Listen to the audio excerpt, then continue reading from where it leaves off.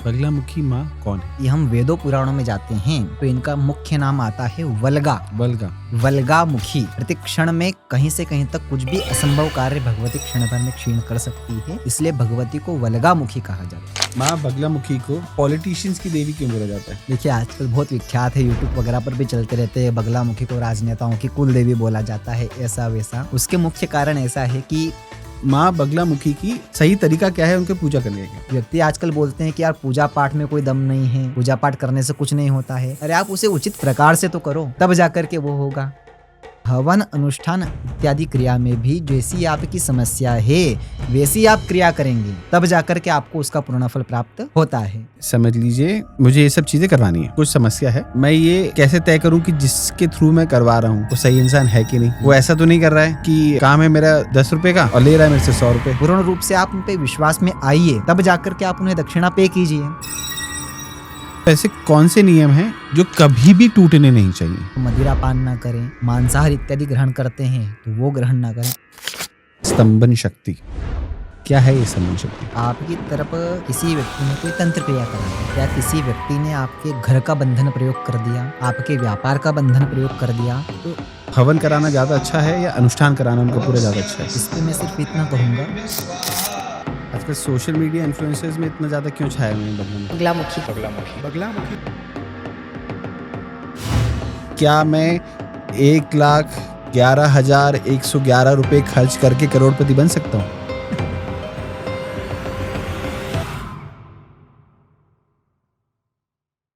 Podcast start करने से पहले आपको बताना चाहूंगा कि हमारा एक और चैनल है TSS क्लिप्स, जहां आप हमारे सारे पॉडकास्ट की छोटी छोटी क्लिप्स देख सकते हैं और कम समय में भी सारे एपिसोड्स का फायदा ले सकते हैं। आप हमें Spotify पे भी फॉलो कर सकते हैं और इन सब की लिंक्स आपको डिस्क्रिप्शन बॉक्स में मिल जाएगी।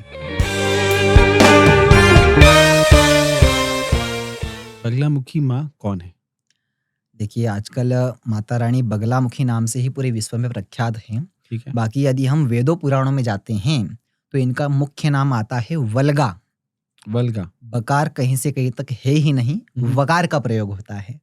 ठीक है। वल्गामुखी जो एक वल्गामुखी। वेग के समान है, जो किसी के क्षण में नहीं है, प्रति क्षण में कहीं से कहीं तक कुछ भी असंभव कार्य भगवती क्षण भर में क्षीण कर सकती है, इसलिए भगवती को वल्गामुखी कहा जाता है, जिनको स्तंभन की देवी कहा जाता है। कहीं ना कहीं पर भगवती के मूलतः 3 मंदिरों का प्राचीन प्रख्यात आता है।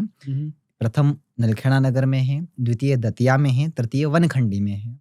वनखंडी हिमाचल? जी, हिमाचल प्रदेश का। ठीक है। अब तीनों मंदिरों में विशेषताएं क्या है? नलखेड़ा का जो बगलामुखी है वो स्वयंभू है, किसी ने उनकी स्थापना नहीं करी है। दतिया में जो मंदिर है, नलखेड़ा से ही पैदल जोत लेकर के स्वामी जी वहां पर गए थे, उन्होंने वहां पर 2 मंदिर की स्थापना की गई है, जो स्थापित मंदिर आता है। पीताम्बरा पीठ नाम से बगलामुखी माता की, उनके साथ में ही धुमावती माता की एक और स्थापना की गई, वो स्थापित किया गया मंदिर है। तृतीय मंदिर जो वनखंडी में है वो राम जी के समय का मंदिर बताया जाता है, वो भी स्वयंभू मंदिर है। और नलखेड़ा का जो मंदिर है ये कृष्ण भगवान के समय, इतना पुराना वृत्तांत तो है कि उतना पुराना है। जैसे एक कथा आती है महाभारत के समय में, जब पांडवों को वनवास के पश्चात 1 वर्ष का अज्ञातवास हुआ था, जी। उस अज्ञातवास में भगवान श्री कृष्ण के कहने पर वो यहाँ पर आए थे। उन्होंने भगवती की आराधना कर्म इत्यादि की थी कुरुक्षेत्र में विजय प्राप्ति के निमित्त, तब जाकर उनको यहाँ से विजय प्राप्ति का आशीर्वाद प्राप्त हुआ था। इसलिए भगवती का मंदिर का नाम पांडवकालीन माँ बगलामुखी मंदिर कहा जाता है। उससे और कितना पुराना है ये किसी को ज्ञात नहीं है।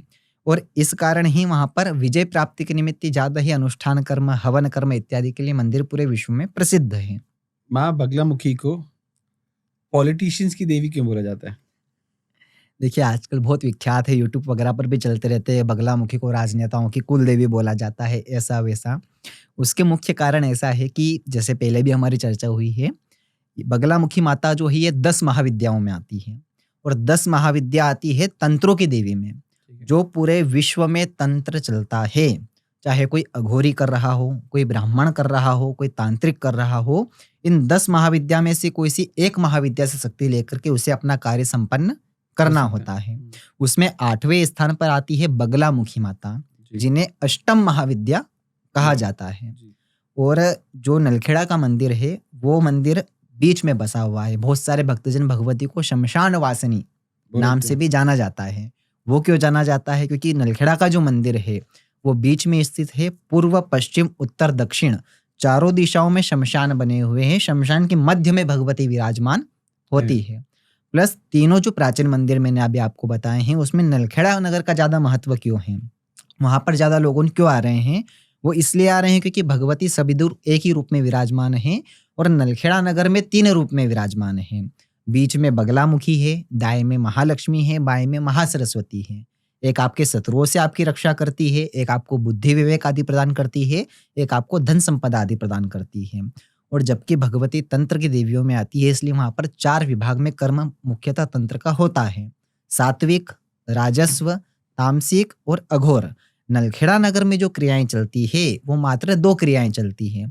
सात्विक क्रियाएं जिसमें आपके परिवार की सुख शांति के निमित्त, आपकी वंश वृद्धि के निमित्त, आपके घर में पारिवारिकता में अच्छी एकाग्रता बनी रहे, स्नेह भाव बना रहे, इस निमित्त सात्विक क्रियाएं होती हैं।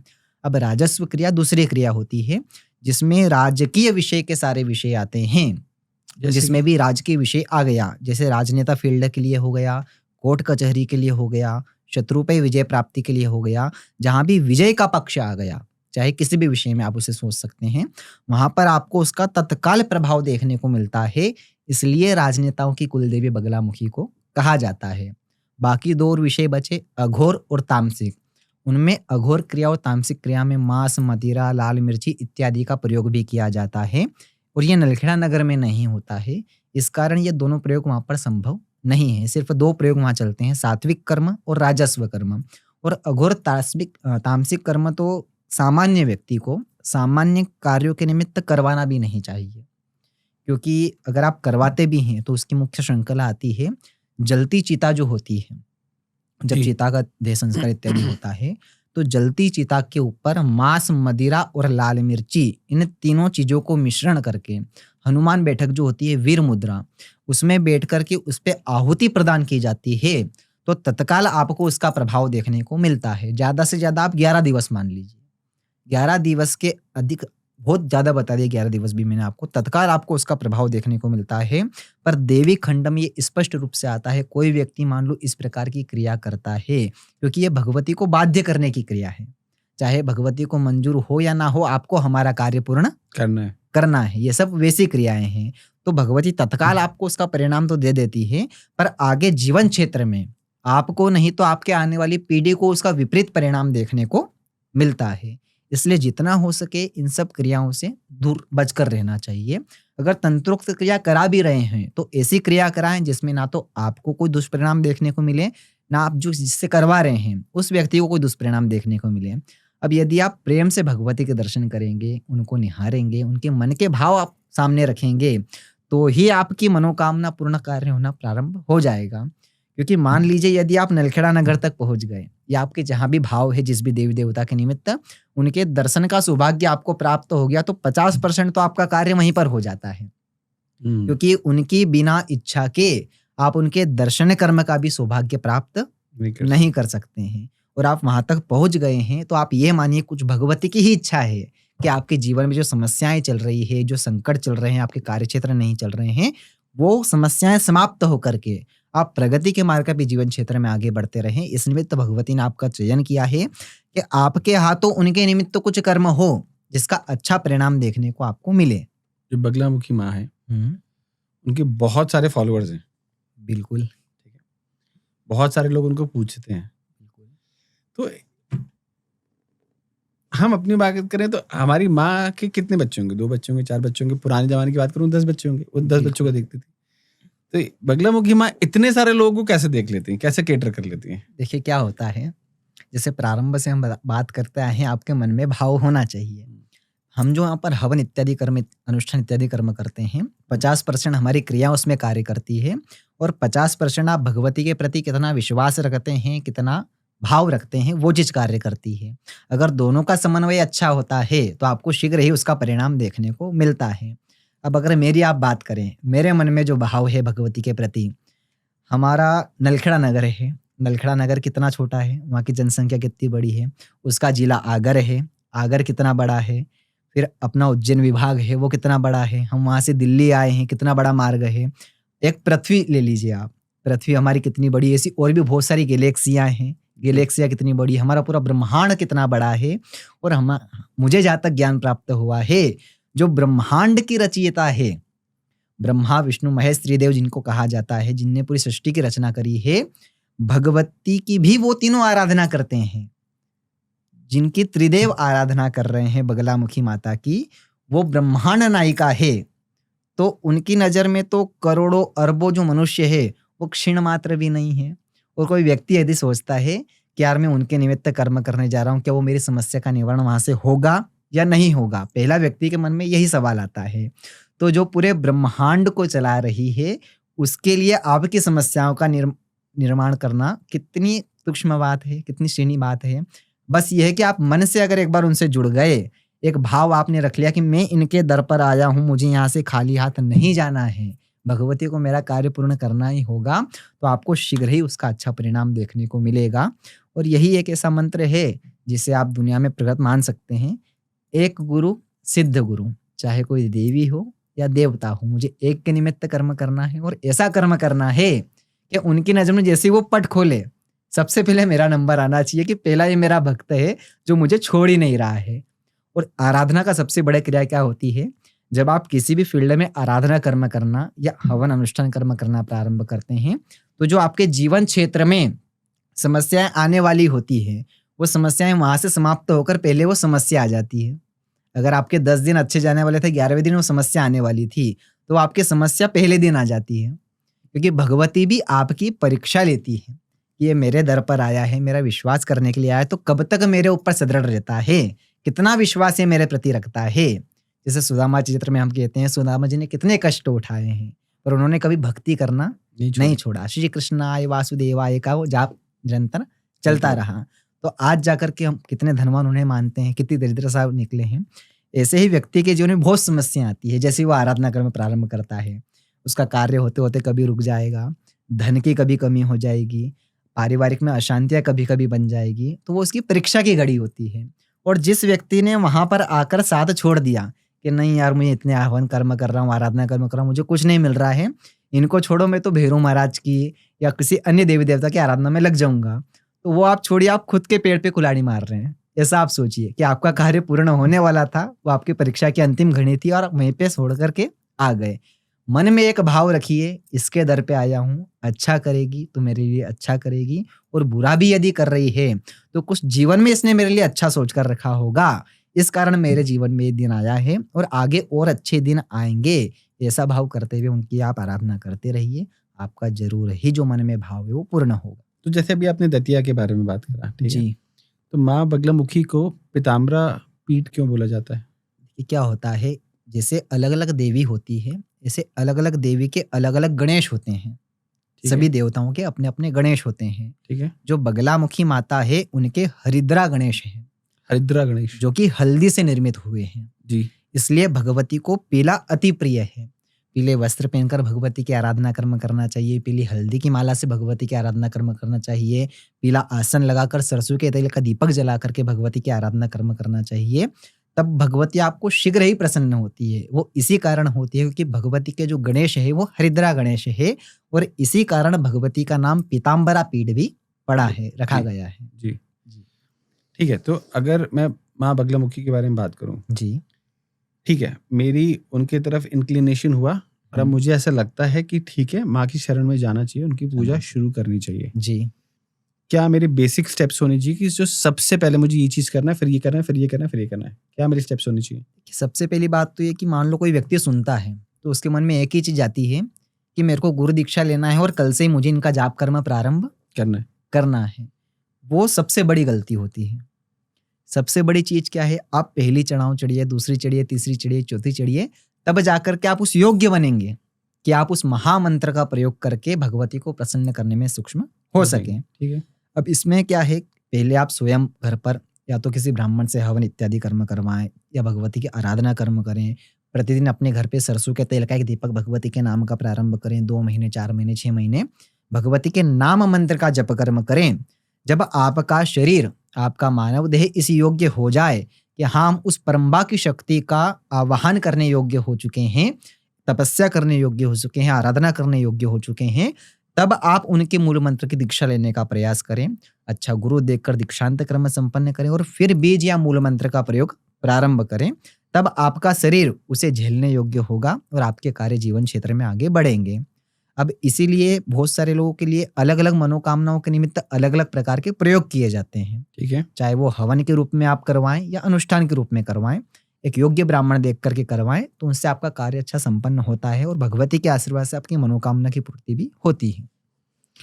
तो जो मैंने समझा वो ये है कि मुझे स्टार्टिंग में सीधे उनका मंत्र उच्चारण नहीं करना है, नहीं करना सबसे पहले थोड़े दिन सिर्फ दीपक लगा के उनका नाम लेके करके देखना है, प्रारंभ करना है। प्रारंभ जैसे करना कि है। बच्चा भर्ती होता है, अब ऐसा तो ही नहीं भर्ती होते उसने बोर्ड एग्जाम दे दी 10वीं या 12वीं की, बेसिक छोटा सा बच्चा है तो हम उसको प्ले स्कूल पहुंचाते हैं, पहले खिलौनों से खेलना वो सीखता है वहां पर, फिर धीरे धीरे उस वर्णमाला का प्रयोग करना सीखता है कि अनाराम है ये ABCD ऐसा कुछ सीखता है, फिर धीरे धीरे लिखना वो सीखता है। तो ऐसे ही प्रारंभिक रूप से हम प्रारंभ करें, पहले दीपक आराधना कर्म करें भगवती के प्रतिदिन, अपने मन में एक भाव तो लाएं, ऐसा नहीं कि उसने बोला करना है तो करना है।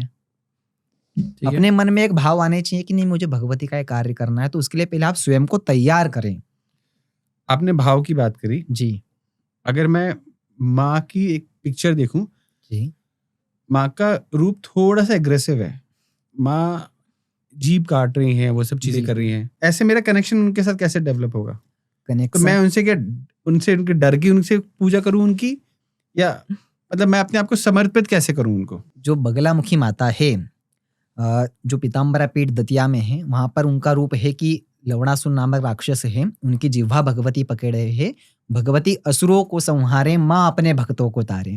वो एक असुर है जिससे भगवती हमारी रक्षा कर रही है। मतलब ये मानिए जो नेगेटिव एनर्जियां हैं, किसी व्यक्ति का हमारे प्रति क्रूर भाव है, क्रूर मन में भाव है कि हमारा उस कार्य नहीं होने देना, ये नहीं होने देना है, भगवती उस बुद्धि को विनाश करती है। इसलिए वो एक रूप है लवणासुर को मारने वाला। आपके मन में जो भाव है कि मुझे भगवती का प्रेम पूर्वक दर्शन कर्म करना है, अगर ऐसा आप मन में भाव लेकर के जाते हैं तो भगवती आपको वैसा ही दर्शन प्राप्त करती करेंगे। है। वो आपके मन के भाव पे डिपेंड करता है। अब आप अचानक कोई व्यक्ति मान लो शांत बैठा हुआ है, आप कमरे के अंदर घुस गए, अरे मुझे तो उस व्यक्ति का बुरा करना है, ये करना है, वो करना है। जो व्यक्ति शांत भी बैठा था वो भी एक क्रोध स्वभाव में आ जाता है कि चलो चलते हैं, आप मेरे मित्रों किसने कैसे क्या बोल दिया, क्या कर दिया। और वहीं बिल्कुल आप निर्मल भाव लेके उस कमरे के अंदर आते हैं कि आज मुझे इस व्यक्ति ने ऐसा बोल दिया था, वो उसकी गलती हो गई, उसे आगे से अपन समझाएंगे ऐसा नहीं करना चाहिए। तो सामने व्यक्ति भी वही निर्मल भाव से आपको जवाब देगा कि हाँ ठीक है, मैं भी उससे बात करूंगा, समझाने की कोशिश करूंगा, वो भी मेरा ही मित्र है, तू भी मेरा ही मित्र है, तो आगे से वो ऐसा नहीं करेगा। तो भगवती का भी ऐसा ही है। आप जैसे मन में भाव लेकर के जाएंगे कि भगवती मुझे किसी का बुरा नहीं करना है, बस कोई व्यक्ति यदि मेरा बुरा करता है तो उसे आप मेरे मार्ग से विपरीत कर दीजिए, मुझे उसके मार्ग से हटाना भी नहीं है, वो उसके मार्ग में प्रगति के मार्ग पे आगे बढ़ता रहे, मैं मेरे जीवन में प्रगति के मार्ग पे आगे बढ़ता रहूं, मेरा परिवार खुश, मैं खुश, आपकी सेवा करूं, बस मुझे यही वरदान चाहिए। ऐसे यदि आपके मन के भाव है तो आपको वैसा दर्शन प्रदान होगा। ठीक है, आपने बताया कि माँ के साथ कनेक्ट करना शुरू करो और बिल्कुल। उनको जिस अच्छे भाव से आप उनकी पूजा शुरू कर सकते हैं। तो माँ बगलामुखी की सही तरीका क्या है उनके पूजा करने का? देखिए ऐसा है, वर्णन वेद शास्त्रों में कुछ ऐसा आता है, जब भगवती का उद्गम हुआ था, जब भगवती स्वयं भूमि से प्रकट हुई थी, उस दिन के अनुसार यदि आप बात करें तो मंगलवार का दिन था, और तिथि के अनुसार यदि आप बात करें तो चतुर्दशी जो अमावस और पूर्णिमा के एक दिवस पहले आती है वो वहां पर मुख्य मानी जाती है। और वर्ष में ऐसे बहुत कम संयोग बनते हैं जिस दिन के अनुसार मंगलवार भी होता है और तिथि के अनुसार चतुर्दशी तिथि भी होती है। अब यदि आपको भगवती के आराधना कर्म प्रारंभ करना है तो आप अगर हर सप्ताह नहीं कर सकते हैं तो कम से कम मंगलवार के दिन भगवती का जाप ताप आराधना कर्म कर लें, एक दीपक उनके निमित्त प्रज्वलित करवा दें, या कुछ हवन इत्यादि कर्म करवाना हो तो मंगलवार के दिन भी आप कर सकते हैं। या मंगलवार की देखिए दिन तो मुख्यतः बताया जाता है, पर यहाँ भी मेरा मानना है कि दिवस ना देखते हुए मन के भाव व्यक्ति को देखने चाहिए। ऐसा नहीं है कि आप सोमवार को पूजा कराओगे तो आपको कम फल मिलेगा, मंगलवार को कराओगे तो आपको ज्यादा मिलेगा। कोई सा भी दिन हो, कोई सा भी घड़ी हो, कोई सा भी पल हो, यदि आपके मन के भाव सुदृढ़ है, स्वच्छ है, अच्छे निर्मल भाव है आपके, और आप उस समय भगवती की आराधना कर्म जब तब हवन अनुष्ठान कर्म करवाते हैं तो आपको उसका अच्छा परिणाम देखने को मिलता ही है। बस यह छोटी छोटी बातों का ध्यान रखें, आसन लगाकर ही जाप काप करने बैठे। वो किस लिए महत्वपूर्ण है, क्योंकि एक हमारे गुरुजी पुरानी गाथा हमको सुनाते थे कि कोई ब्राह्मण देवता थे, वो करोड़ों जाप नाम उन्होंने किए, हर देवी के किए, हर देवता के किए, पर वो कभी प्रसन्न नहीं हो पाए। तो वो विचलित हो गए। तो उन्होंने उनके गुरुजी से जाके पूछा कि यार मैंने इतना जाप ताप कर्म किया है, सब कुछ किया है, मुझे उसका फल क्यों नहीं मिल रहा है, ऐसा क्या कारण है? तो उनके गुरुजी द्वारा उनको बताया गया था कि एक बार बहुत सारे जो ऋषि मुनि थे, हमारे सप्तऋषि जिन्हें बताया जाता है, जी। उन्होंने आराधना कर्म तप कर्म इतना अत्यधिक कर लिया था कि जो महाराज इंद्र है उनका सिंहासन भी डोलने लगा था। तो महाराज इंद्र के मन में ऐसा भाव आया कि ब्राह्मण इतना तपस्वी हो चुके हैं, कहीं ये मेरा इंद्रासन ही मुझसे न छीन ले। ना छीन लें। तो वो उन्होंने भोले शंकर की आराधना करी इंद्र जी ने, और उनसे प्रसन्न होकर आशीर्वाद मांगा कि आप मुझे ऐसा आशीर्वाद प्रदान कीजिए कि पृथ्वी लोक पर, भूलोक पर कोई भी व्यक्ति मान लो कुछ जाप ताप आराधना कर्म करता है तो उसका संपूर्ण फल मुझे प्राप्त होना चाहिए, ताकि मैं सदियों तक, युगों युगों तक इंद्र की गद्दी पर बैठा रहूं। तो भोलेनाथ जी ने कहा मैं ऐसा फल तो आपको दे नहीं सकता, इसमें थोड़ा सा सुधार करके मैं आपको फल दे सकता हूँ, क्योंकि आपने मेरी आराधना कर्म की है, मैं आपको खाली हाथ भी नहीं जाने दूंगा। तो उन्होंने कहा आप बताइए क्या करेंगे? तो उन्होंने कहा कोई व्यक्ति अगर आसन पर भी विराजमान हो रहा है, आसन नहीं लगा रहा वो विषय तो अलग है, आसन पर विराजमान हुआ, जब तक कर्म किया, जब कर्म पूर्ण होने के पश्चात आसन के नीचे जल छोड़कर उस छूटे हुए जल को अपने नेत्रों से, अपने मस्तिष्क से लगाकर यदि स्पर्श नहीं कराएगा तो उसका पूर्ण फल आपको प्राप्त होगा। और आजकल 99% लोगों, आसन का तो सबको याद है कि आसन लगा के करना चाहिए, पर आसन के पश्चात जब आपका जप कर्म पूर्ण हो जाता है, यदि आप जल छोड़कर नेत्रों से नहीं लगाते हैं तो आपको उसका कोई भी फल नहीं मिलता है। लो मतलब इतने दिन से हम इंद्र की हेल्प कर रहे हैं। ये तो गलत हो गया यार हमारे साथ जी। ओके, तो करना कैसे है कि जैसे मेरी पूजा होगी जी, तो ये मैंने आसन थोड़ा सा उठाया, उसके नीचे जल डाला, जल छोड़कर उसको नेत्रों से लगाया। हाँ। और उच्चारण आप कर सकते हैं शर्कराय नमः, शर्कराय नमः, शर्कराय नमः, ऐसा बोलते हुए। ठीक है। या फिर बोल भी नहीं पाए तो सिर्फ वो क्रिया भी करेंगे तो वह भी पर्याप्त रहेगी। तो मतलब मैं मुझे थोड़ा और अच्छे से एक्सप्लेन कर दीजिए, जैसे बाकी लोगों को भी अच्छे से समझ में आए कि जो आसन मैंने पूरा उठा के रख दिया, फिर पानी में थोड़ा जल डाल के फिर आंखों में लगाया। जैसे एक आसन है, ये आसन है, आपके सामने आसन रखा है, आसन के ऊपर आप विराजमान हुए हैं, ठीक है, इधर मुख करके आप बैठे हुए हैं, आपका जप कर्म पूर्ण हो गया, हल्का सा आसन आपको वहां से उठाना है, आगे से वहीं बैठे बैठे, ठीक है, बैठे बैठे जल आपने छोड़ा आचमने से लेकर, जल को नेत्रों से लगाया, उसके बाद उठ करके आसन फोल्ड करके रख दिया। और सबसे बड़ी चीज उसके बाद महत्वपूर्ण चीज ध्यान रखने योग्य है, अपना आसन कभी भी दूसरे से नहीं उठवाना चाहिए।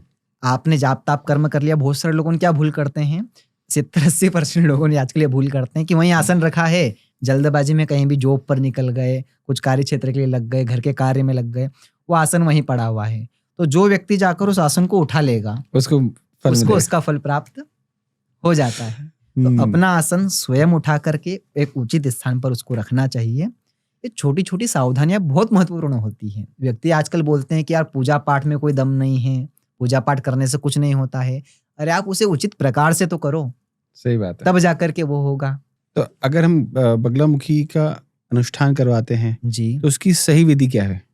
देखिए, मुख्यतः अनुष्ठान को 4 भागों में विभाजित किया गया है। सबसे पहला तो जो आपकी जप की संख्या है, ठीक है, उस संख्या का जप कर्म का संकल्प होना। जैसे उदाहरण के रूप में आप मानिए जो भगवती का मूल मंत्र है वो 36 अक्षरीय है, इसलिए 36,000 जप संख्या से जप कर्म प्रारंभ आपका होता है।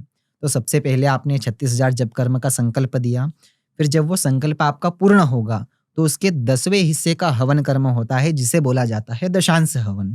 ठीक है, अब उसके 10वें हिस्से का हवन हो गया, मतलब 3600 आहुति आपके और ब्राह्मण जन के द्वारा हवन कुंड में प्रदान हो गई। ठीक है, अब जो 3600 आपने आहुति प्रदान करी है उसके 10वें हिस्से का तर्पण कर्म, तर्पण माने तर्पयामी मार्जयामी बोलते हुए तर्पण कर्म करते हैं। या तर्पण कर्म नहीं हो पा रहा है तो उसके भी 10वें हिस्से की आप आहुति लगा सकते हैं। तर्पण क्या होता है? तर्पण कर्म इत्यादि जो हम पितरों के निमित्त करते हैं तर्पण, अच्छा, ठीक, वैसा ही हवन कुंड पे बैठ करके जल का पात्र लिया जाता है, उसे आहुति प्रदान हो रही है, जजमान के ऊपर तर्पण किया जाता है। ठीक है, अगर वो विधि नहीं हो पा रही है तो 3600 का 10वें हिस्से की आप आहुति लगा सकते हैं तर्पण कर्म की। जितना आपने तर्पण कर्म किया है उसके 10वें हिस्से का मार्जन कर्म, ये अनुष्ठान की पूर्ण विधि होती है। पहला संख्यात्मक कर्म, उसके 10वें हिस्से का हवन कर्म, उसके 10वें हिस्से का तर्पण कर्म, उसके 10वें हिस्से का मार्जन कर्म। यह अनुष्ठान यहाँ जाकर के पूर्ण होता है। तत्पश्चात आप ब्राह्मण को जो भी आपकी दक्षिणा तय हुई है वो दक्षिणा दे करके उसका कार्य संपन्न तब माना जाता है। अब इसमें भी आपको अलग अलग मनोकामनाओं के लेके अलग अलग प्रकार के कार्य होते हैं। जैसे हमारे पास बहुत सारे वहाँ पर फ़ोन आते हैं कि पंडित जी अभी मेरा एक दोस्त आया था, वो 2100 रुपये का हवन कर गया, मुझे राजनीति में उतरना है, मेरा कोर्ट केस चल रहा है, तो आप भी वो 2100 रुपये का हवन कर दो तो मैं उसमें विजय प्राप्त हो जाऊंगा। अरे भैया, आप नॉर्मल समझिए, यदि आपके शरीर में कोई रोग बाधा इत्यादि हो गई, ठीक है, अब आप एक मेडिकल पर जाते हैं, मेडिकल पे आपको 50 पैसे की एक गोली भी मिलेगी, 5000 रुपये का एक इंजेक्शन भी मिलेगा, 5 लाख का भी मिलेगा, 5 करोड़ का भी मिलेगा। जैसे आपके शरीर में समस्या है उस अनुसार डॉक्टर आपको सजेस्ट करता है और वैसा कार्य आप करवाते हैं। अब हवन अनुष्ठान इत्यादि क्रिया में भी जैसी आपकी समस्या है वैसी आप क्रिया करेंगे तब जाकर के आपको उसका पूर्ण फल प्राप्त होता है। ठीक है, यदि आपकी समस्या है कि आपको 1.25 लक्ष अनुष्ठान करना है, 1.25 लक्ष के साथ में नवचंडी भी ऐड करना है और अन्य अन्य स्तोत्र के पाठ भी होते हैं, वो आपकी समस्या का निवारण कर पाएंगे, और उसमें आप कह रहे हैं कि ये सब क्रिया आपकी 2100 रुपये में हो जाए, तो ये तो संभव है नहीं। क्योंकि 1.25 लक्ष यदि अनुष्ठान कर्म भी हो रहा है, उसमें यदि आप 25 ब्राह्मण भी बिठा रहे हैं और 5-6 घंटे बैठ के आपके लिए वो जाप कर्म कर रहे हैं, तो एक ब्राह्मण यदि मैं 6 घंटे बिठाता हूँ तो कम से कम 1000 रुपये तो मुझे उसे प्रदान करना होगा एक ब्राह्मण को। तब यहाँ पे एक छोटी सी प्रॉब्लम आती है जी। प्रॉब्लम ये आती है कि समझ लीजिए मुझे ये सब चीजें करवानी है, ठीक है। ठीक है, एक कुछ समस्या है जी उसके लिए करवानी है। जी। अब पहला चीज मैं ये कैसे तय करूं कि जिसके थ्रू मैं करवा रहा हूँ वो सही इंसान है कि नहीं। जी। वो ऐसा तो नहीं कर रहा है कि काम है मेरा 10 रुपए का और ले रहा है मेरे से 100 रुपए। बिल्कुल।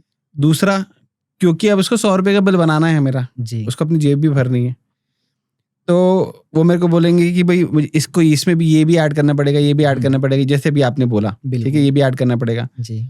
तो इस चीज को मैं कैसे पहचानूं कि सही तरीके से हो रहा है और अगला बंदा मुझे सही बता रहा है, इस चीज को मैं कैसे जस्टिफाई करूं? देखिए, ऐसा है कि जो नलखेड़ा नगर है हम वहाँ की वार्तालाप करते हैं। ठीक है, वहाँ पर 180 सरकार के द्वारा रजिस्टर्ड ब्राह्मण किए गए हैं। ठीक, अब उनकी कुछ योग्यता देखकर उनको रजिस्ट्रेशन किया गया है। ठीक, उसके बाद में कुछ 300-400 ब्राह्मण और भी हैं जो वहाँ पर कर्म करवाते हैं, जो दैनिक रूप से विधिवत रूप से पूजा करते हैं, पर या तो वो बाद में आए या किसी कारणवश रजिस्ट्रेशन नहीं हो पाया उनका, बाकी वो भी विधिवत रूप से आपका कार्य संपन्न कराते हैं। ठीक। यदि आपको नलखेड़ा नगर में किसी से पूजा करानी है, 180 से पूजा करानी है या फिर अन्य जो अनरजिस्टर्ड उनसे भी पूजा करानी है, तो कम से कम पहला विषय तो पूर्णतः आप प्रयास ये करें कि आप स्वयं जाकर के वहाँ पे अपना कार्य संपन्न करवाएं। या ऐसा है कि आपकी जाने जैसी स्थिति नहीं है या आप ऐसे बाहरी क्षेत्र से हैं कि आपको वहां तक पहुंचने में आप सक्षम नहीं है, ज्यादा खर्च हो रहा है या कुछ अन्य विषय है, आपके शरीर में रोग बाधा इत्यादि, इस कारण आप आ नहीं सकते हैं, तो अपना नाम गोत्र पहुंचा कर भी आप वहां अपना कर्म संपन्न करवा सकते हैं। अब उसके लिए आप क्या करें ताकि आपके साथ फ्रॉड ना हो, क्योंकि बगलामुखी मंदिर में डेली फोन आते हैं कार्यालय पे कि इन पंडित जी ने हमसे 1 लाख रुपए ले लिए, 50,000 रुपए ले लिए, ये हमारा फोन नहीं उठा रहे हैं, हमारा काम भी करके नहीं दिया। अरे आप ये तो पहले प्रमाणित कीजिए कि बगलामुखी मंदिर में वो ब्राह्मण देवता है या नहीं है। कम से कम आप वहाँ मान लो किसी से कर्म करवा रहे हैं तो आप उनको वीडियो कॉल कीजिए, वहाँ की यज्ञशाला देखिए, भगवती के दर्शन कर्म कीजिए, पूर्ण रूप से आप उन पर विश्वास में आइए, तब जाकर के आप उन्हें दक्षिणा पे कीजिए। वरना बगलामुखी नाम से एक दिन में लाखों करोड़ों रुपए बाहर के लोगों डलवा लेते हैं। उसके बाद में वो परेशान होकर मंदिर पे आते शिकायत लेके कि ये पंडित जी इनका नंबर है, आप शिकायत दर्ज कीजिए। बाद में पता चलता है ऐसे नाम का कोई पंडित बगलामुखी में है ही नहीं। तो ऐसे फ्रॉड बहुत सारे चल रहे हैं। तो बगलामुखी इनको पैसे कमवा के क्यों दे रही है, इनको रोकती नहीं है? देखिए क्या होता है कि यदि क्रू कर्म कोई नहीं करेगा तो अभी हम कलयुग में, कलयुग के प्रथम चरण में है, ना कि सतयुग में, त्रेता युग में। जैसे जैसे काल का रूप बढ़ेगा वैसे वैसे भगवान के यहाँ पर प्रकट होने का समय और समीप आएगा। तो कलयुग में ऐसे बहुत लोग आपको मिलेंगे, आप उनसे बच करके जो सत्कर्म आपका कर सके, जो उचित कर्म कर सके, उनको समझिए, उनकी बात को सुनिए। और वास्तविक आपको लगता है कि यहाँ पे इतना खर्च होना चाहिए, इतना हो रहा है, आपकी समस्या उतनी बड़ी है, अब इतना देखिए आपको समझ में आता है। मुझे मान लो यहाँ पर चोट लग गई तो मैं मेडिकल में जाऊँगा, 10 रुपये की ब्लेंडर लूँगा, या मान लो डॉक्टर भी कुछ कर रहा है तो 20-50 से ज़्यादा 500 या 1000 रुपये में वो कार्य हो सकता है। अगर मान लो आपका हाथ काट के ऑपरेशन करके जोड़ना है तो वो कार्य तो आपका 1000 रुपये में या 2-5 हज़ार रुपये में हो नहीं सकता। उसके लिए आप खुद भी समझ सकते हैं कि उसमें खर्चा आता है। तो ऐसा स्वयं के विवेक से कार्य लें। आपको लगता है वास्तविक मेरी मनोकामना इतनी बड़ी है, मेरा कार्य इतना बड़ा है, जिसके लिए थोड़ा खर्च अधिक लग सकता है, तो उसमें आप उसका प्रयोग भी करें। क्योंकि उसमें मान लो आप कम करते हैं, तो ऐसा होता तो नहीं है, पर कभी-कभी ब्राह्मण देवता विचार कर लेता है कि ठीक है इतना कर रहे हैं तो इसमें जो हो सकता है अच्छा से अच्छा वो मैं करके दूँ, जो पूर्ण रूप से हो सकता था, वो उसमें करने का प्रयास फिर नहीं कर पाते हैं कभी-कभी। इस तरह के जो भी कार्य होते हैं, जी, उसमें एक पंडित का मार्जिन कितना रहता है? देखिए अब वो तो कर्म के ऊपर डिपेंड करता है। जैसे सामान्यतः आप समझिए कि 36,000 जप कर्म आपने मुझसे करवाए, उसमें 21,000 रुपए के अंतराल में मान लो खर्चा आपका बैठा है, तो उसमें ये मानिए कि नहीं-नहीं करके 15 से 18,000 रुपए के बीच का खर्च उसमें हो ही जाएगा। क्योंकि उसमें 12 ब्राह्मण देवता बैठते हैं, पहले 12 ब्राह्मण देवता 3-4 घंटे जप कर्म करेंगे, उसके बाद उसका दशांश हवन कर्म होगा, उसमें फिर 5-7 ब्राह्मण देवता आएँगे, उसमें सामग्री लगेगी, हवन सामग्री दशांश हवन के लिए आपका। जो हमारे साथ में अन्य ब्राह्मण हवन कर्म करने वाले हैं, उनकी भी दक्षिणा उसमें से करना है। हमारे साथ में जो हवन की व्यवस्था लगाने वाले हैं, उनकी दक्षिणा भी उसमें करना है। सबका काट-पीट के ये मानिए 2 से 3,000 रुपए हमें उसमें सूखे बच जाते हैं। अब इतना सब करने के बाद 2-3 हज़ार रुपए भी ना बचे तो उसमें तो हमारा कार्य भी फिर कैसा क्या रहेगा? ऐसा है, आटे में नमक समाए, इतना कर्म करना मेरे लिए अच्छा है। उतने का मैं कर्म भोग भी सकता हूँ। अगर मैं डेली खुद की आराधना कर्म कर रहा हूँ, तो मैं आटे में नमक समा इतना कार्य कर सकता हूँ।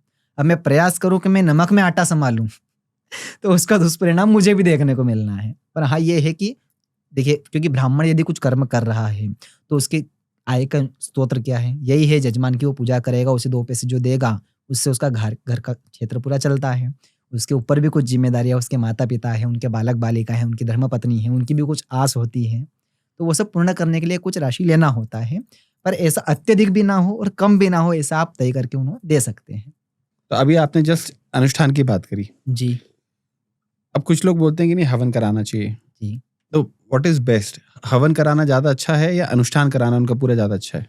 देखिए, इस पे मैं सिर्फ़ इतना कहूँगा कि पहला तो हम अपना कार्य देखें कि हम कितना सक्षम हैं, हम क्या कर्म करवा सकते हैं। यदि मैं आपको बोल दूँ अनुष्ठान कर्म करवाने से ही आपका कार्य पूर्ण होगा, उस अनुष्ठान में थोड़ा खर्च आ रहा है और वो आप नहीं कर सकते, तो उससे आपका मन कुपित होता है, दुखित होता है कि यार आज भगवती ने अगर मुझे इतना प्रदान किया होता, तो मैं भी ये कार्य करवा सकता। तो ऐसा है जो हमारे शास्त्रों में वर्णन आता है, जप उपरांते तप कर्मः ततपश्चान्ते पूर्ण फलः।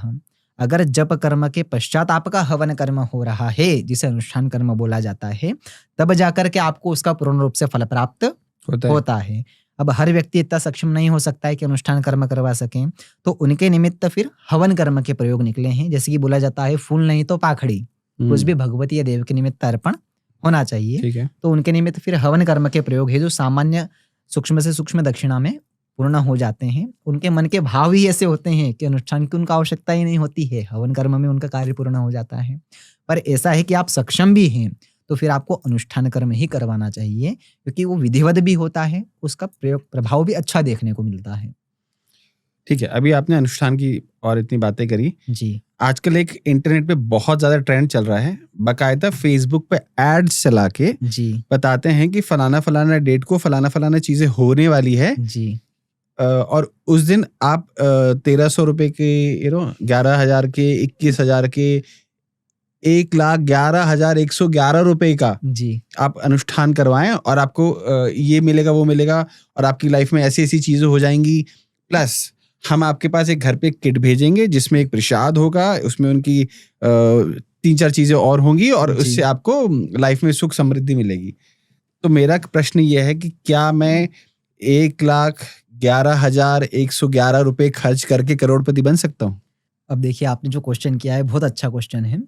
हम भी मान लो इंस्टाग्राम इत्यादि चलाते हैं, तो उसमें बहुत सारे ऐड आते हैं कि इस मंदिर में आप पूजा कराइए, इतने में कराइए, ये कराइए। देखिए मेरा ये कहना है कि उसको आप गलत नज़र से भी नहीं देख सकते, तो सही नज़र से भी आपको नहीं देखना चाहिए।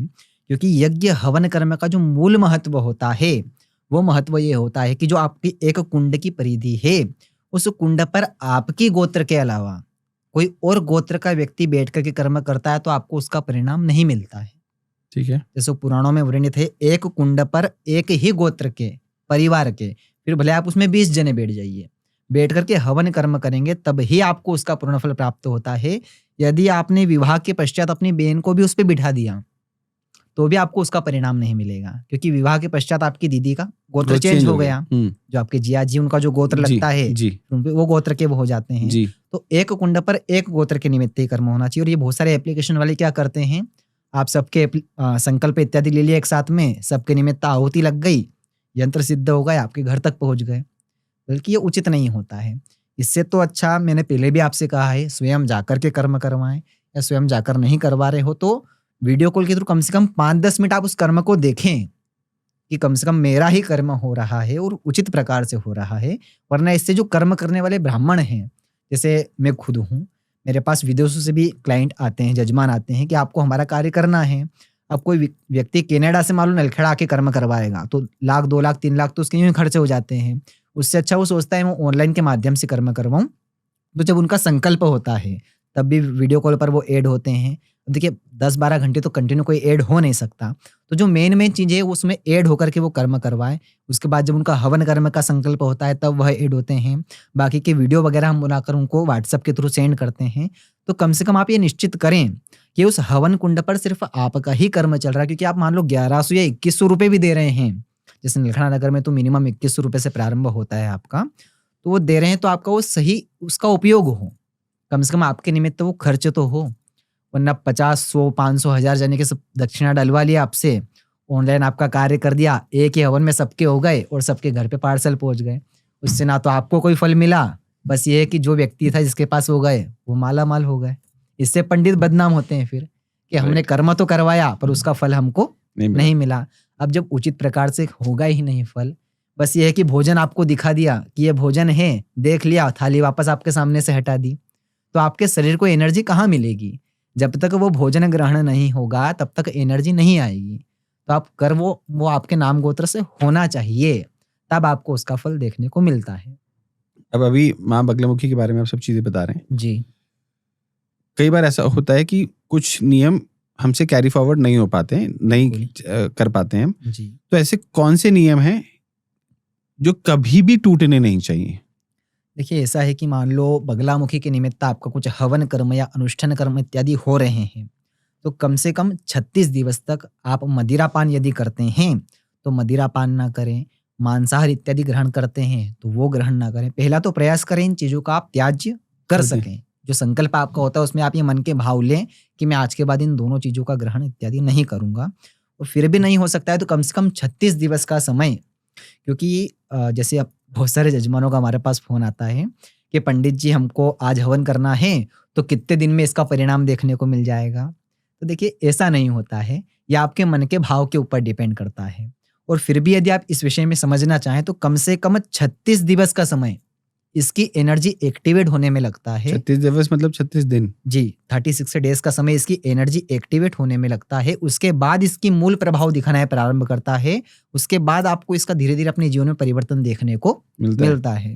जैसे कोई सी मेडिसिन आपने ग्रहण करी किसी भी समस्या के निवारण हेतु, तो ऐसा तो है नहीं आपने खाई और उसका आराम हो गया। वो धीरे धीरे हमारे शरीर में जाएगी, घुलेगी, फिर उसका प्रभाव दिखाना प्रारंभ वो करती है। ऐसे ही आप कोई भी विषय का हवन, अनुष्ठान, जप, तप, आराधना कर्म कर रहे हैं तो धीरे धीरे आपके ऊर्जा स्तोत्र में उसका प्रवाह होगा, तब जाकर के वो उसका प्रभाव दिखाना प्रारंभ करती है। जी। ओके, अभी आपने बताया कि 36 दिन कम से कम लगते हैं। जी। ठीक है, अभी तक का रियल लाइफ एग्जाम्पल आप मुझे बताइए कि आपकी लाइफ में आपने सबसे कम टाइम जी कितना देखा है और क्या था वो? देखिए ऐसा है कि एक भैया हमारे पास आए थे। एक सबसे छोटा विषय आपको बताता हूँ, एक थोड़ा सा बड़ा विषय आपको बताता हूँ। चलेगा, ठीक है। सबसे छोटा विषय ये है कि एक कोर्ट केस था उन भैया का। ठीक है। महाराष्ट्र क्षेत्र से वो आए थे। ठीक है। बोले पंडित जी मैं बहुत परेशान हूँ, बहुत चिंतित हूँ, मेरे पास ज़्यादा पैसे भी नहीं हैं खर्च करने के लिए, मैं क्या कर सकता हूँ? मैंने कहा आप सामान्यतः भगवती का एक अनुष्ठान कर्म संपन्न कराइए, भगवती के आशीर्वाद से आपको अच्छा परिणाम देखने को मिलेगा। बोले पंडित जी करीबन 8 साल हो गए हैं, हमको इस कोर्ट केस से निवारण नहीं मिला। किसी ने मेरा झूठा नाम लगा करके किसी लड़की ने मेरे ऊपर केस कर दिया था, तो आज तक 8 साल से मैं उसके बारे में परेशान हो रहा हूँ। इस कारण मेरी जॉब भी चली गई, जो पैसे मैंने एकत्रित करके रखे थे वो सब भी समाप्त हो गए हैं। अब भगवती के पास ही मैं आया हूँ, यहाँ से भी खाली हाथ गया तो मैं मृत्यु को ही प्राप्त होऊंगा। मैंने कहा आप ऐसी चर्चा मत कीजिए, भगवती पर विश्वास करके आए हैं तो रखिए और अपना कार्य प्रारंभ करते हैं। यहाँ शाम को जाप कर्म पूर्ण हुआ, रात्रि में हवन कर्म करके पूर्णाहुति कर्म पूर्ण हुआ। उन्होंने दक्षिणा प्रदान करी और वापस वो निकल गए।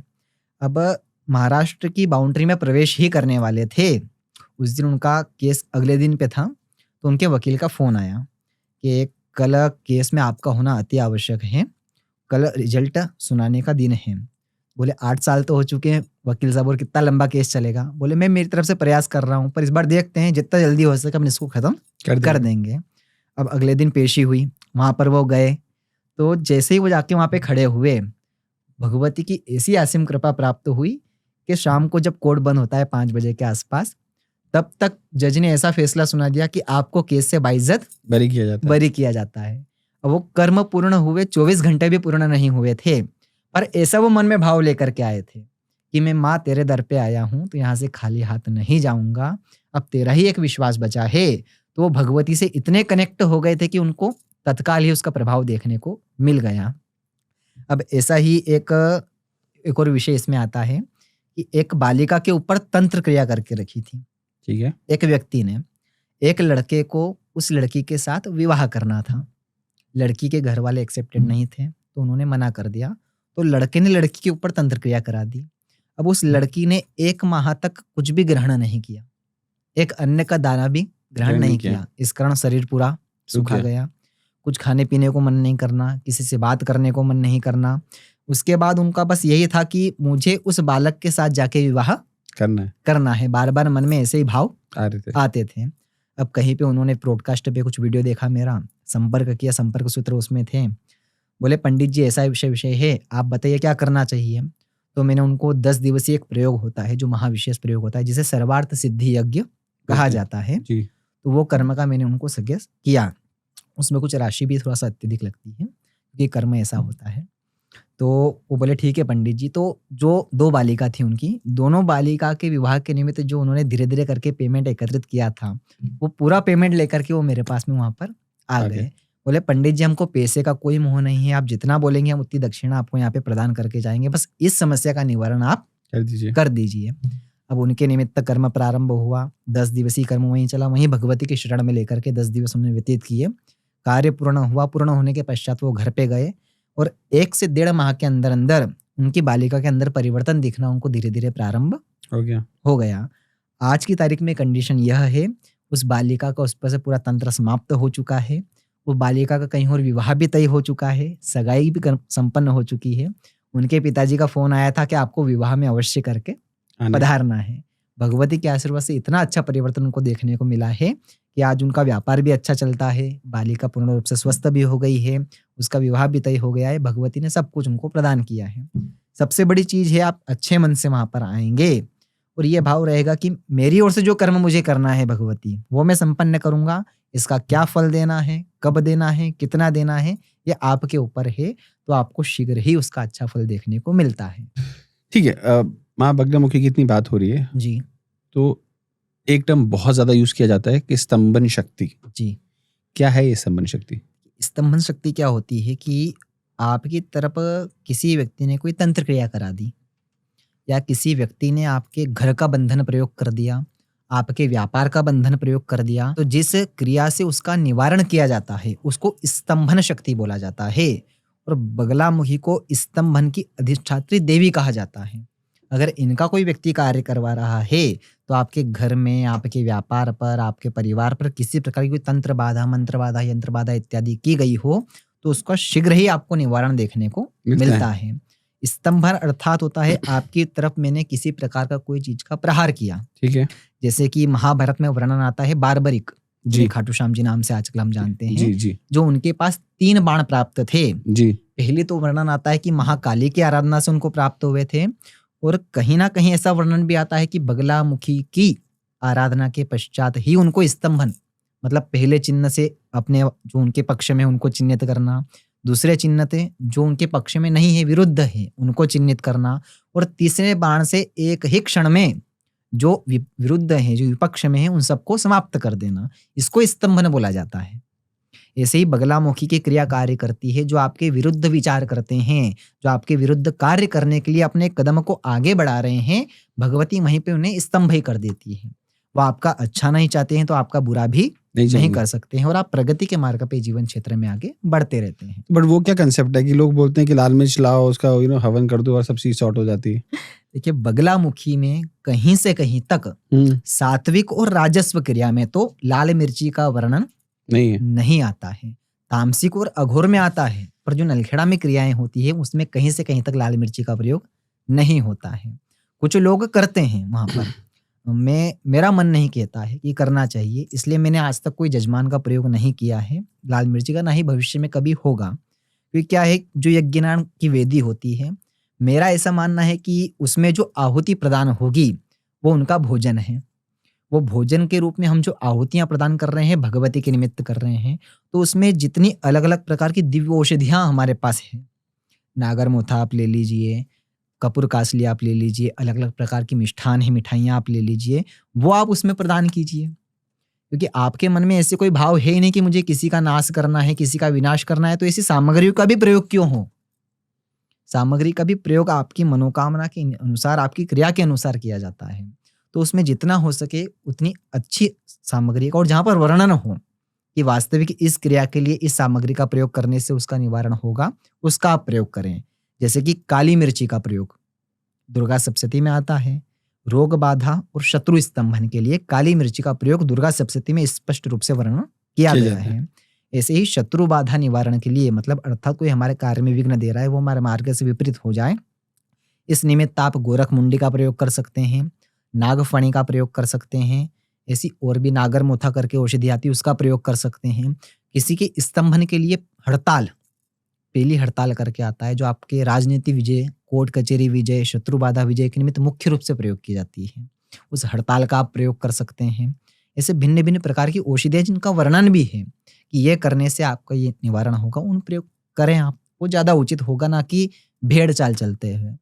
जैसे कि बगलामुखी मंदिर जो नलखेड़ा में स्थित है जी, अभी कोरोना काल में सभी मंदिरों में जाना प्रतिबंधित था। जी, जी। तो जस्ट उसके बाहर एक वृक्ष है, बड़ वृक्ष है। तो जब कोरोना काल में अंदर जाना प्रतिबंधित था, तो किसी एक दुकानदार ने कह दिया कि ये सामने पेड़ लगा हुआ है, इस पे आप चुनरी बांधिए, आपकी मनोकामना पूरी होगी। तो आज की तारीख में आप जाकर देखेंगे तो उस पूरे पेड़ पर चुनरियां बंध रही है।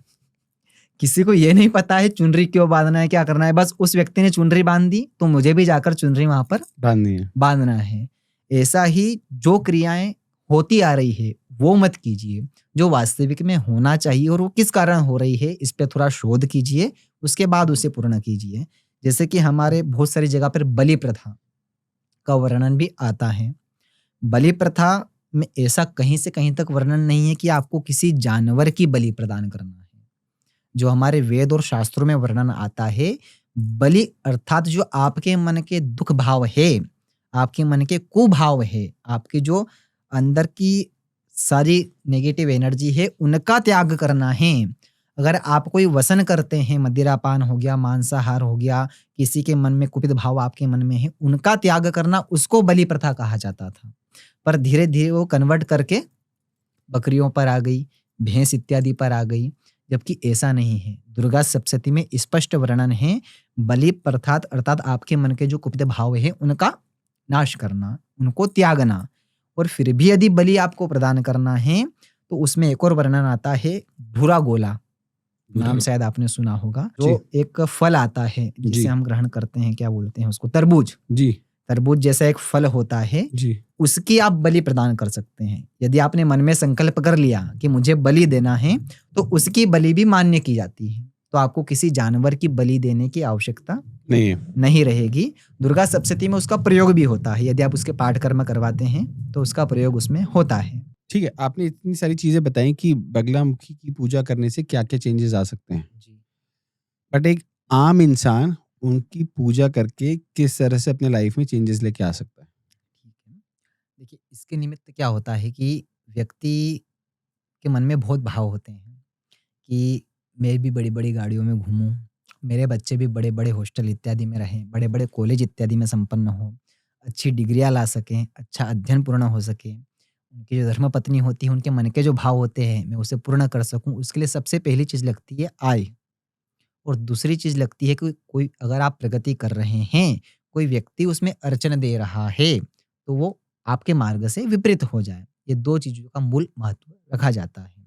और जो नलखेड़ा में बगलामुखी माता है, यहाँ पर त्रिशक्ति का आशीर्वाद व्यक्ति को प्राप्त होता है। महालक्ष्मी, महासरस्वती और बगलामुखी। अगर कोई व्यक्ति निरंतर रूप से क्रिया से भगवती की आराधना कर्म, हवन अनुष्ठान इत्यादि कर्म कर रहा है, जैसे कि इसको आप सिंपल भाषा में समझ सकते हैं कि पहला व्यक्ति ने हवन कर्म किया, हवन कर्म से उसे जीवन में थोड़ा बहुत परिवर्तन देखने को मिला, तो व्यक्ति क्या करता है फिर कि चलो हवन कर्म हो गया, अपने कार्य क्षेत्र में लग जाते हैं। ऐसे ही अभी एक हमारे जजमान आए थे हमारे पास में, जी, उन्होंने एक अनुष्ठान कर्म संपन्न कराया। ठीक है। बोले पंडित जी कार्य भी अच्छा है, सब कुछ है, पर अच्छा चल नहीं रहा है, तो आप कुछ कारण बताइए किस कारण ऐसा हो रहा है। तो मैंने देखा और फिर कहा कि आप बगलामुखी का अनुष्ठान कर्म संपन्न करवाइए। उन्होंने करवाया। उन्होंने वर्ष भर में जितनी 20 वर्षों में इनकम नहीं करी थी, उतनी उस 1 वर्ष में उन्होंने इनकम कर ली। इनकम कर ली।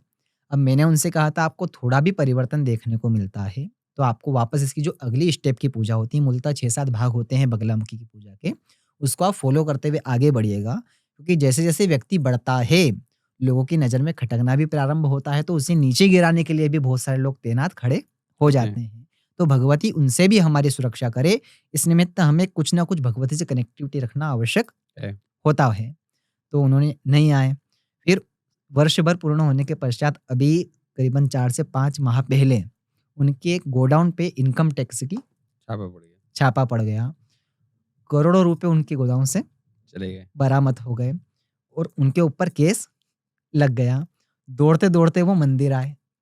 फ़ोन तो बंद था, आकर मुझसे संपर्क किया। रात भर वहीं बाहर ही बैठे रहे। सुबह जब मैं गया, उन्होंने भेंट करी कि पंडित जी ऐसा-ऐसा हो गया है। तो मैंने पहला सवाल ही उनसे पूछा, जब मैंने आपसे कह दिया था कि आपको आना है, एक आपने चढ़ाव चढ़ी है तो वापस आपको पलट के वहाँ से नहीं जाना है। उसको आपको धीरे-धीरे कंटिन्यू रखना है, तब जाकर जो आपने लक्ष्य मन में तय किया था कि मुझे वो पद, प्रतिष्ठा, मान, सम्मान, धन, संपदा आदि प्राप्त होना चाहिए, तभी आपको वो प्राप्त होगा। वरना बीच में बहुत लोग ऐसे खड़े हैं जो आपको वापस नीचे खींचने का प्रयास करने में लग जाएँगे। तो उन्होंने ऐसा नहीं किया, उनसे ऐसी दुर्दशा हो गई। और वो कहते हैं पंडित जी अब मैं हर महीने यहाँ पर आऊँगा और भगवती के निमित्त कुछ कर्म करूँगा। बस आप ऐसा कुछ कीजिए कि जो कोर्ट केस मुझ पे लगा है, मेरा नाम उससे हट जाए। मैंने कहा चलिए ठीक है, देर आए दुरुस्त आए, कम से कम आए। आए आप। तो उनके निमित्त कुछ क्रिया करी और 3 दिन बाद उनका केस था। उनका फ़ोन आया कि पंडित जी मैं उससे बाइज़्ज़त बरी हो चुका हूँ, अब मैं वापस आऊँगा। अब योग संयोग की बात ही करिए कि जैसे उनका कोर्ट केस समाप्त हुआ, उसके बाद से मैंने 2 बार ट्राई किया, उनका फ़ोन स्विच ऑफ है। बंद ही आ रहा है। मतलब वापस वो गलती करना प्रारंभ कर चुके रहे हैं। तो बहुत सारे व्यक्तियों की मनस्थिति ऐसी बन जाती है, अपना कार्य निकल गया, फिर आगे कुछ नहीं करना है। पंडित जी जैसे मैंने आपसे पहले एक बार पूछा था जी। कि पहले के जो राजा महाराजा थे और आज के सेलिब्रिटीज या सब लोग किसी न किसी देवी जी से जुड़े रहते हैं, जी। बट इतनी सारी देवियों में बगलामुखी से आज की तारीख में बहुत सारे लोग जुड़ रहे हैं। बिल्कुल। बड़े बड़े राजनेता, नेता, जी। सेलिब्रिटीज, क्रिकेटर्स बिल्कुल। और भी इनफैक्ट सोशल मीडिया पे जो बहुत बड़े बड़े इन्फ्लुएंसर्स हैं वो तक जुड़ रहे हैं। जी। तो मेरे 2 प्रश्न हैं। क्या बगलामुखी से जुड़ने से बहुत ज़्यादा सक्सेस मिलती है? एक, दूसरी जो सोशल मीडिया इन्फ्लुएंसर्स आज की तारीख में बहुत ज़्यादा कनेक्ट हो रहे हैं, तो क्या ये सोशल मीडिया में भी ग्रो करने में बहुत ज़्यादा हेल्प करती हैं? देखिए, इसमें ऐसा है कि हर किसी को एक एनर्जी की आवश्यकता होती है आगे बढ़ने के लिए। ठीक है। ठीक है। भगवती की यदि कोई भक्त आराधना कर्म, हवन इत्यादि अनुष्ठान इत्यादि कर्म करता है, तो उसे अपने दैनिक जीवन में अपने शरीर के अंदर एक अलग सी ऊर्जा का अनुभव होता है, जो उसे ऊर्जावान बनाती है। ठीक है। चाहे किसी कार्य में संलग्न होने के लिए हो, राजनीतिक फील्ड में अच्छी पकड़ करने के लिए हो, तो व्यक्ति उसकी बात सुनता है ठीक और है। समझने की प्रयास करता है, जो जी। भगवती से जुड़ा हुआ हो। जी। अब फ्यूचर में भी यदि किसी व्यक्ति को आगे बढ़ना है, तो उसे आगे जीवन में क्या कदम लेना चाहिए, जी। सामने बहुत सारे विकल्प होते हैं, तो किस विकल्प का चयन करके उसे आगे बढ़ना चाहिए, वो विकल्प कौन सा उचित है, वो उचित विकल्प चुनने में भी भगवती उनके जीवन में सहायता करती है। अब ऐसे ही धीरेन्द्र जी शास्त्री हो गए, वो भी भगवती के दरबार पे आते हैं। अंबानी परिवार हो गया, कोई चीज़ की कमी नहीं है, धन संपदा आदि सबसे परिपूर्ण है, उसके बावजूद भी भगवती के दरबार पे उनका आवागमन लगा रहता है। ऐसे कोई बड़े राजनेता नहीं हैं जिनके निमित्त भगवती के दरबार में आज तक कोई कर्म नहीं हुआ हो। ठीक है। ऐसे कोई फ़िल्म स्टार इत्यादि नहीं हैं। अभी कुमार जी विश्वास पूरे विश्व में विख्यात हैं, उनका भी कल ही बगलामुखी मंदिर में आवागमन हुआ था। अनु मलिक जी हो गए, वो भी वहाँ पे भगवती के दर्शन के निमित्त आते रहते हैं। बड़े-बड़े फ़िल्म स्टार इत्यादि हो गए। संजय दत्त के घर पे जाकर के बगलामुखी मंदिर से हर वर्ष में 1 बार हवन कर्म उनके घर पे संपन्न किया होता जाता है। है। तो ऐसे कोई सेलिब्रिटी नहीं है जिनको मतलब एक रूप से आप ये मानिए, आज के जीवन में यदि किसी को सक्सेस चाहिए, चाहे किसी भी विषय में हो, तो वो बगलामुखी से जुड़ने का विचार अवश्य करता है और उसे अपने जीवन में परिवर्तन देखने को भी मिलता है, अगर वो विश्वास रख के कर्म करता है तो। ठीक है। तो बाकी जगह से सक्सेस समझ में आता है। जी, आजकल सोशल मीडिया इन्फ्लुएंसर्स में इतना ज़्यादा क्यों छाए हुए हैं बगलामुखी? क्या है कि जैसे कि आप मानेंगे, हर देवी-देवता का एक ट्रेंड चलता है। एक समय आपने देखा होगा शिरडी वाले साईं बाबा, उनका एक दौर अलग-सा चला है। उसके बाद आप देखेंगे सावरिया सेठ का दौर आज भी चल रहा है। उसके बाद खाटू श्याम जी का अचानक से कलयुग में नाम उजागर बड़ा, होकर के आया बिल्कुल। है। ऐसा ही बगलामुखी जो नाम है, अभी आप 10 साल, 15 साल पीछे यदि चल जाते हैं, तो कहीं पे ना तो आपको इंस्टा इत्यादि था ही नहीं, यूट्यूब का आविष्कार 13-14 के अंतराल में हुआ। तो उस समय कहीं पर भी बगलामुखी नाम नहीं था, क्योंकि ये गुप्त साधनाएँ बताई जाती हैं। बगलामुखी की जितना गुप्त रूप से आप साधना, हवन, अनुष्ठान इत्यादि कर्म करते हैं, वो उतना ज़्यादा प्रभाव आपके जीवन पर करती हैं। करते हैं। और आजकल वो चीज़ हो गई उजागर। अब उजागर हो गई तो हर व्यक्ति की जानने की इच्छा हुई कि कि भगवती की आराधना कर्म, अर्चन कर्म किस प्रकार से किया करना जाता है। चाहिए। तो जो आपका गूगल का कीवर्ड हो गया, इंस्टाग्राम का हो गया, यूट्यूब का हो गया, तो हर व्यक्ति वो शब्द सर्च करता है। इस कारण आजकल लोगों ने अत्यधिक उनके बारे में चर्चा करना चाहते हैं, अपने नए दर्शकों को बताना चाहते हैं। इस कारण भगवती आजकल नवयुवक जो होती है पीढ़ी, उसमें भी बहुत वायरल है। तो यदि कोई क्रिएटर आज के युग में हैं, चाहे वो यूट्यूब के ऊपर हो, इंस्टाग्राम के ऊपर हो, फेसबुक के ऊपर हो, अगर बगलामुखी संबंधित में कोई कुछ वीडियो बनाते हैं, तो वो शीघ्र ही वायरल उनका होता है। उससे उनको आय भी मिलती है, उनके फेस वैल्यू भी बढ़ती है, अधिकांश लोग उनको सुनते हैं, समझते हैं। इस कारण उन लोगों में भी इनका बहुत प्रचलन आजकल हो चुका है। माँ बगलामुखी के 108 नामों का क्या महत्व है? दूसरा, अगर कोई हर दिन इनका प्रयोग करता है, जी। तो उसका उसकी लाइफ में क्या फ़ायदा मिलेगा? बिल्कुल। देखिए आजकल इंस्टाग्राम पर, यूट्यूब पर, फेसबुक पर बहुत वायरल होता है कि बगलाष्टक का हवन कर दो, आपके सभी दुखों का निवारण हो जाएगा। बगलामुखी के सहस्र नाम का हवन कर दो, आपके सभी दुखों का निवारण हो जाएगा। ये दुखों का निवारण करने के लिए मुख्यतः नहीं होते हैं स्तोत्र। ठीक है। ये मूलतः क्या कार्य करते हैं, आपके इर्द-गिर्द, आपके परिवार के इर्द-गिर्द एक सुरक्षा कवच बना के रखते हैं। बना के रखते हैं, जिससे आपके ऊपर कोई यंत्र क्रिया, तंत्र क्रिया, मंत्र क्रिया या रोग बाधा इत्यादि की क्रिया होने वाली हो, तो उसको ये काट दें। काट देते हैं। मुख्यतः इनका ये कार्य होता है। ठीक है। इसलिए व्यक्ति अपने दैनिक जीवन में अगर शुद्ध उच्चारण वो कर सकता है, तो वो इसको अपने दैनिक जीवन में अपना सकता है। इसके साथ-साथ ही बगलामुखी चालीसा का भी वो पाठ पाठ कर नियमित रूप से कर सकता है, तो उससे उसके जीवन में अच्छा परिणाम देखने को मिलेगा। ठीक है। एक फाइनल मुझे क्वेश्चन का आंसर चाहिए आपसे। इसमें मेरे 2 क्वेश्चन्स रहेंगे। जी। पहला क्वेश्चन कि लास्ट में आप ये सरलता से बता दीजिए कि अगर कोई आपने एक तो बताया था कि उनके सिर्फ नाम से दिया चढ़ा दो और वो सब स्टार्ट कर दो।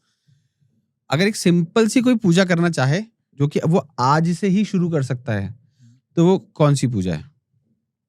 देखिए, कोई व्यक्ति यदि भगवती की आराधना कर्म प्रारंभ करना चाहे, तो पहले भी हमारे इस विषय में चर्चा हुई है कि वो बगलामुखी देव्यै नमः बोलते हुए एक माला नियमित रूप से अपने जीवन काल में ढाल सकता है। अगर वो नियमित रूप से इस कार्य करता है, सरसों के तेल का दीपक लगा करके, तो उसके जीवन में उसे शीघ्र ही अच्छा परिवर्तन देखने को मिलेगा मिलेगा। और कोई विपरीत प्रॉब्लम कोई नहीं उसका होगी। विपरीत परिणाम भी नहीं मिलता, क्योंकि ना तो वो मूल मंत्र है, ना बीज मंत्र है, भगवती का नाम मंत्र है।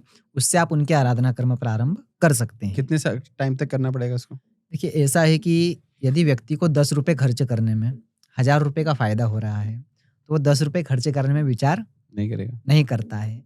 ऐसा ही यदि आपको जीवन के 24 घंटे में से मात्र 5-10 मिनट का समय भगवती के निमित्त निकालने से आपके जीवन सुदृढ़ हो रहा है, आपका जीवन सुखमय हो रहा है, तो उसमें कोई आपत्ति नहीं होनी चाहिए। दैनिक क्रिया में आप उस एक माला को अपने रूप में ढाल सकते हैं, तो प्रतिदिन कीजिए, मेरा मानना तो ये है। क्योंकि ऐसा कोई दिन नहीं जाता है जिस दिन सुरक्षा की हमको आवश्यकता ज़रूरत नहीं। नहीं होती है। ठीक है। पंडित जी बहुत-बहुत धन्यवाद। आज आपने बगलामुखी के बारे में इतनी सारी बातें बताई। मुझे लगता है कि ये टॉपिक बहुत बड़ा है और हमने बहुत कम समय में बहुत सारी बातों के ऊपर डिस्कशंस किए हैं। किया है। अगर लोग कॉपी पेन लेके बैठते हैं और सारी की सारी चीज़ें डिस्कस करके जो हमने डिस्कस करी हैं वो सारी लिख लेते हैं, तो उनके जीवन में बहुत सारी चेंजेस आ सकते परिवर्तन आ हैं। जाएगा। और सुनने के बजाय अगर मैं तो ये कहूँगा कि अगर उनके जीवन में पास धारण टाइम करें। है, हाँ, और वो जाके वहाँ चीज़ें करवा सकते हैं या देख सकते हैं, दर्शन मात्र करके आ सकते हैं, तो भी उनकी लाइफ में बहुत सारी चीज़ें बदल सकती हैं। बिल्कुल आना है। हमने ये भी डिस्कस किया कि कैसे ये छोटी-छोटी चीज़ें आपकी डे टू डे लाइफ में परिवर्तन ला बड़े सकती है। परिवर्तन लेके आ सकती हैं। बिल्कुल। मतलब वो बोलते हैं ना, हम ज़ीरो टू हीरो वाली बातें, लिटरली वो सारी बातें हमने आज जी। करी हैं। So thank you so much Pandit ji, आप आए। बिल्कुल। बहुत-बहुत प्रणाम आपको। Thank you so much. जय माता दी। जय माता दी।